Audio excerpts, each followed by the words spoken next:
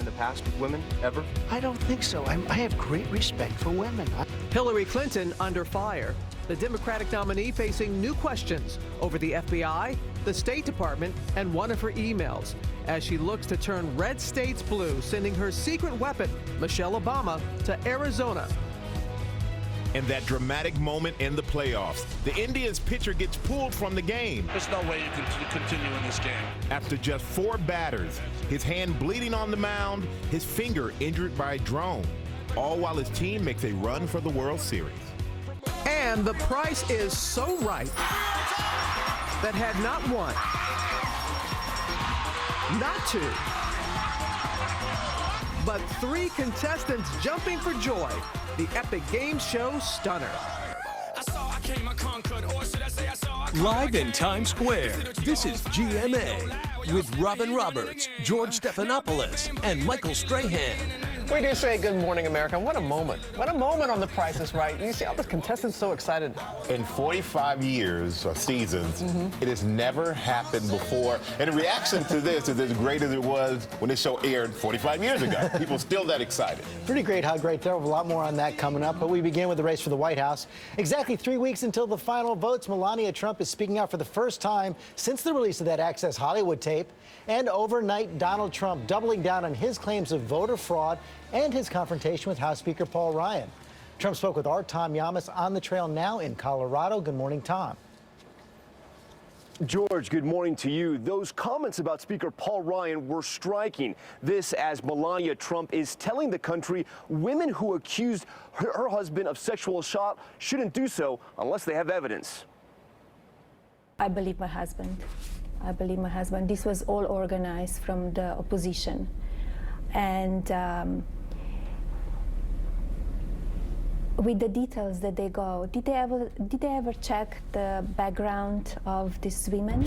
Trump's wife, Melania, in front of the cameras for the first time since the convention, breaking her silence on CNN about the now infamous Access Hollywood recording. When you're a star, they let you do it. You can do anything. Whatever you want. Grab them by the can do anything. Melania blaming Billy Bush. They were kind of a boy talk, and he was lead on, like egg on, from the host to say dirty and bad stuff. You feel the host, Billy Bush, was sort of egging him on? Yes. Yes. But Melania also saying Trump's immaturity played a role. Yeah, it's kind of 2 teenage boys. Actually, they should behave better, right? He was 59. Correct. And sometimes I said, I have 2 boys at home. I have my young son and I have my husband. The behavior he described to you, is that sexual assault? No, that's not a sexual assault. He didn't say he did it. And I see many women coming to him and giving phone numbers and want to work for him or inappropriate stuff from women. And they know he's married. So You've seen that? Oh, yes, of course. It was in front of me. In front of you? In front of me. And I said, like, why you need to give your number to my husband? I'm very strong. With Melania describing women throwing themselves at Trump, I asked him if he's taken advantage. Have you crossed the line in the past with women, ever? I don't think so. I have great respect for women. I have tremendous respect for women. These people come up maybe for a little fame or maybe for some other reason. Overnight, Donald Trump still amplifying his claims the election may be stolen from him. This time, adding dead voters into the mix. More than 1.8 million deceased individuals right now are listed as voters. Oh, that's wonderful. Well, if they're going to vote for me, we'll think about it, right? But I have a feeling they're not going to vote for me. Trump citing a 2014 Washington Post story about possible voter fraud. Trump suggesting undocumented immigrants helped President Obama. It is possible that non-citizen votes were responsible for Obama's 2008 victory in North Carolina. Trump telling me it's why his voters will be on the lookout on Election Day. I think we have to be very vigilant and careful with people that are voting. Trump's rigged election rhetoric causing another split with Speaker Paul Ryan, who disagrees with the notion. Is Paul Ryan hurting you or helping you? Well, I don't want to be knocking Paul Ryan. I think he could be more supportive to the Republican nominee. We're doing well. I think we're going to win the election. Do you think he wants you to win? Well, maybe not, because maybe he wants to run in 4 years, or maybe he doesn't know how to win. Maybe he just doesn't know how to win. Now, on the issue of voter fraud, an election expert tells ABC News it's incredibly rare, and PolitiFact is ranking Donald Trump's use of certain stats to show large-scale voter fraud as pants on fire false, its lowest ranking. Robin? All right, Tom, thank you. Now to Hillary Clinton, looking to gain momentum and expand into traditionally red states. Her campaign dramatically ramping up efforts in Arizona. But this morning, she's facing tough new questions about her emails. ABC's Cecilia Vega is here with all that. Good morning, Cecilia. Robin, good morning to you. And this morning, allegations of a quid pro quo. The implication here that a top State Department official was trying to protect Hillary Clinton from the political fallout of having classified information on her private server. The State Department and the FBI say it never happened, but Republicans say not so fast. The stars were out for a big Hillary Clinton fundraiser overnight in New York. Billy Crystal, Sarah Jessica Parker, Barbra Streisand, just to name a few, all raising at least $2 million. But this morning, newly released notes from FBI interviews about Clinton's private server. In them, what Republicans are calling this bombshell. An FBI staffer accusing a top State Department official of pressuring the Bureau to declassify an email found on that server. The FBI staffer telling investigators the request amounted to a, quote, quid pro quo, adding, in exchange for marking the email unclassified, State would reciprocate by allowing the FBI to place more agents in countries where they are presently forbidden. The FBI and the State Department say the deal never happened. There was no quid pro quo, and that the email in question remained classified. So there was no quid pro quo. Donald Trump pouncing. This shows corruption at the highest level, and we can't let it happen as American citizens. Clinton's team still feeling confident about the election, expanding efforts in Republican territory, Arizona, Utah, and Georgia.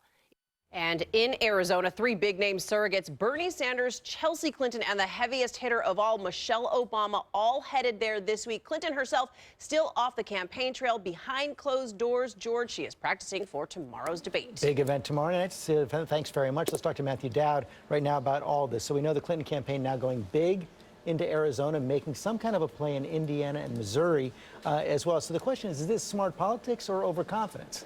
Well, I think it's a little bit of both. I think it's really smart to force your opponent. She is now playing on her opponent's side of the field, right? And the clock is on her side. The clock is running out. She has a lead. But it is demonstrate a little bit of overconfidence because she has not put away Ohio. She has not fully put away North Carolina, and she's not put away Florida. So she has to protect those states because she wants to win one of those states. But I think she's got a real shot at carrying Arizona. Right, even though she doesn't need one of those three big states, she really does want to have that as security going for the 270. Meantime, let's look ahead to tomorrow night, final presidential debate. Let's talk a little bit about what each candidate has to do. Donald Trump, we've seen what he's been doing on the stump. He's going to be trying to provoke a mistake from Clinton. Well, I think the only way, I mean, at this point in time, she has almost wrapped this race up. She's got a huge national lead. She's got a lead in almost every state. He has to win, but he can't just have a bare victory. He has to have a big victory, and he has to hope for some reason at that debate she does something that all of us are going to be talking about for the 3 days following that debate. And the danger for her would be sort of overcautiousness. Well, I think she's going to go in and she knows that running out the clock is what she needs to do. If she goes in like she did in the first debate, like she did in the second debate, and does well, she's going to win this race. Okay, Matthew Dodd, thanks very much. You can see the final presidential debate tomorrow night right here on ABC. I'll be anchoring our live coverage with our whole political team starting at 9 Eastern. All right, George. I'm going to stay up late. I'm going to stay up late to watch you, George, just like everybody else out there. Absolutely. And let's turn to some weather where we're feeling the heat on the East Coast this morning. It's spreading across the country, and we're enjoying some AC inside. But Ginger's outside. And Ginger, how long is this hot streak gonna last. We have at least a couple of days. Here we are in the middle of October in Times Square. It's 67 degrees at this hour. That's 3 degrees warmer than our average high should be. So you know this isn't normal, but check it out. It is downright steamy. Look at that map. Record highs as of Monday. Dodge City, Kansas, they've never hit 100 plus in the month of October until yesterday in recorded history. St. Louis, Missouri had a record high. We could do it again with records possible from Dallas, Texas, right through Washington, D.C. Cincinnati, you could do it as well. That jet stream is buckled, and it is going to stay that way at least for the next 2 to 3 days, depending on where you are. And then we're going to get back to reality, guys. Thank you, Ginger. Well, you know, I'm used to getting off the plane from California this time of the year with a jacket, and I got off on, I'm like, it's hot out here. Even hotter today, yeah. Yeah, we're not complaining at all. Now overseas to the fight against ISIS, the U.S. is lending support to a massive military operation now in its second day to knock the terror group out of its last stronghold in Iraq. ABC's Alex Marquardt has more from the front lines. He's at a refugee camp. Good morning, Alex. Good morning, Robin. Progress is being made, but it's slow going. ISIS showing they are not going away without a fight. We are here at a camp for the displaced. Many that you see here lived under ISIS. They've been telling us their stories as the UN braces for a huge new wave of people fleeing the fighting. Pushing towards Mosul, Iraqi forces this morning on the move. Here, fighters going house to house to take back a village.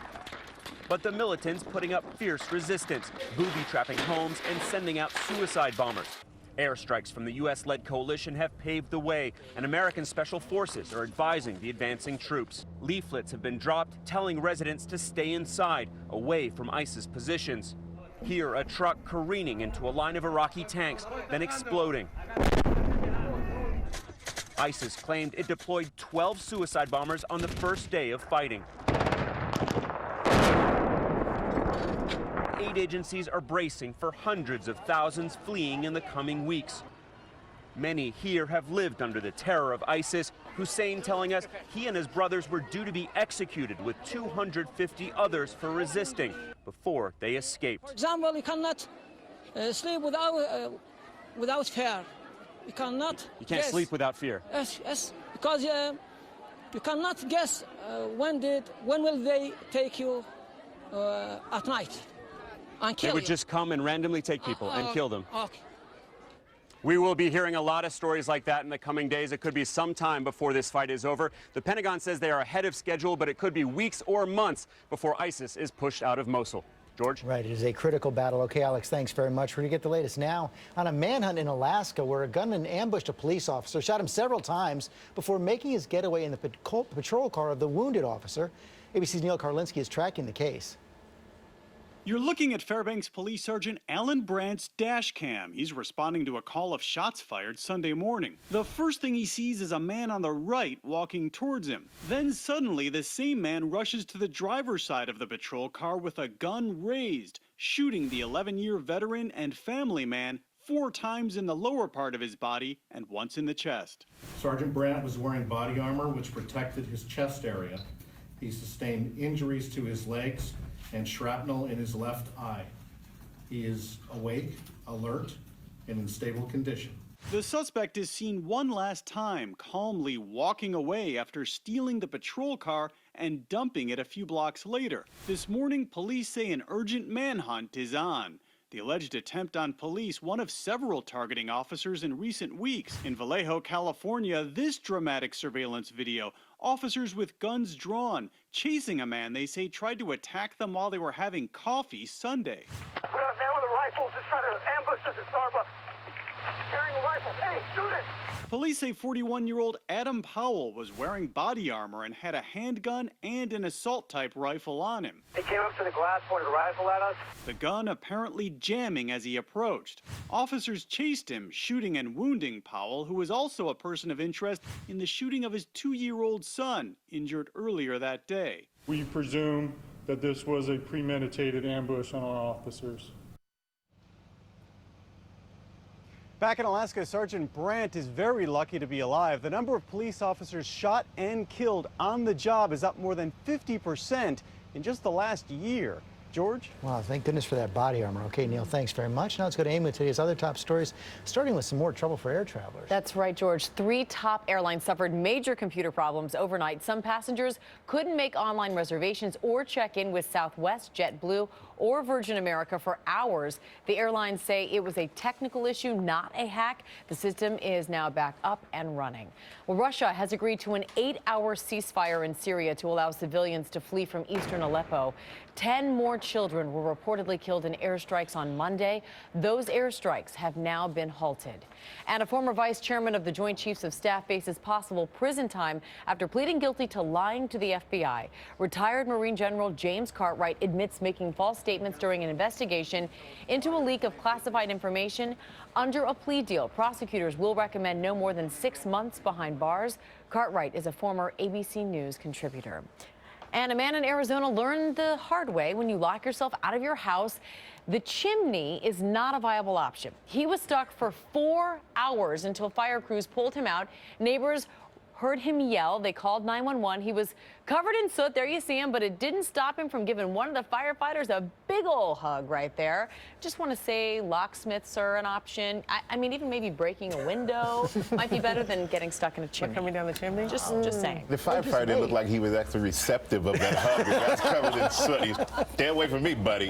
All right, thank you, Amy. Now, here's something you don't see every day. Indians pitcher Trevor Bauer forced to leave his playoff game early because his finger started bleeding. And Kana Whitworth is here with that story. And Kana, this all started with an injury from a drone. Yeah, Michael, that is exactly right. Trevor Bauer says he sliced his finger fixing one of his drones, and it happened right before the biggest game of his life. So his start was pushed back in the hopes that he could lead his team to the World Series.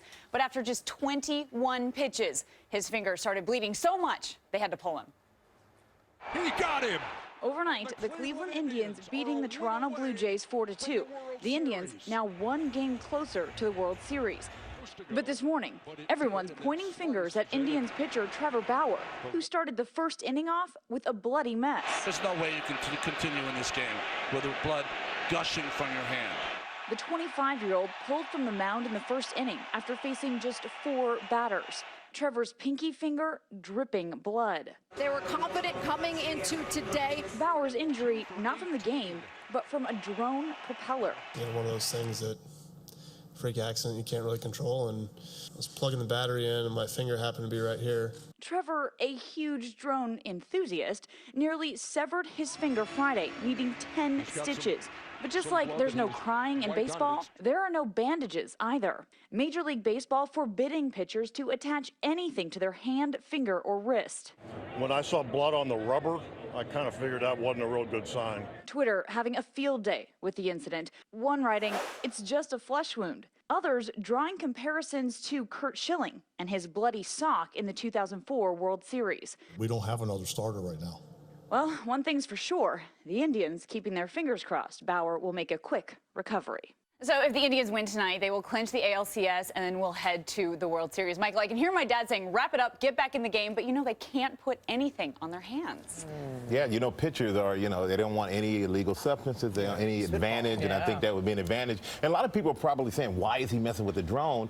And in 25 years, maybe it's a relaxing thing for him because under a lot of pressure as a pitcher. Maybe it's his way to calm down. Not so relaxing right now. Relaxing to you? It's the most annoying thing ever. It. He wasn't holding it. At least I don't think he was. Did I scare you again, George? Now we know what you really think about drones. That's something every day. Okay. Let's get back to Ginger now with wildfires concerns in the West. Ginger? Yes, and we go to Colorado, where at least 15,000 acres are burning in southeastern Colorado. That's the Junkins fire. Just to show you a little bit of the video, already 1 home destroyed, and we're watching that one, 0% containment. Let's get to Tuesday Trivia now, brought to you by Olay Regenerist.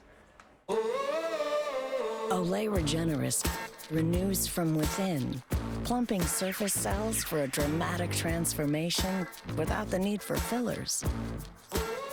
Your concert team might show your age. Your skin never will. Olay Regenerist. Olay, ageless. And try Olay Luminous, evens tone for radiant glowing skin. Record challenging warmth yet again today. The records on the right, 85, 88, 86 degrees. We're not far from it today or even tomorrow and Thursday. But there will be more clouds moving in, so enjoy today's sunshine and grab the sunglasses heading out the door. A little bit of morning fog, but that should burn off rather quickly. It's some rain for the end of the work week, especially on Friday. That's when most of our rain comes. It's a 60% chance. We'll go from 70 Friday to the 60s this upcoming weekend. Coming up, more from Melania Trump speaking out for the first time about that lewd tape and what she is now saying about Bill Clinton. You inherit lots of traits from your family. My ancestor, Lady Eleanor, made it big in textiles.